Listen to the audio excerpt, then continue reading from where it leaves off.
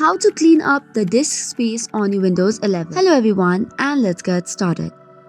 If you want to clean up your disk space on your Windows 11, you need to delete manually for the temporary files. This is one of the steps by which you can clean up. So for this, first of all, type in or press in Windows plus R. Now type in TEMP and hit OK. Here you can see all the temporary files, so just press Ctrl plus A to select all and Shift plus Delete to permanently delete it. You have to now repeat the step, but this time press in Windows plus R and type in %temp%. And again follow the same step, which is Ctrl plus A to select all and Shift plus Delete to permanently delete these temporary files. Similarly, the third is again press in Windows plus R and this time type in clean mgr.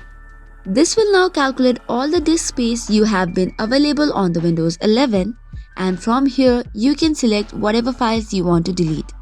So once this is done, tap on OK and you are good to go. So that's all for today's video. For more such contents, do not forget to hit the like and subscribe button.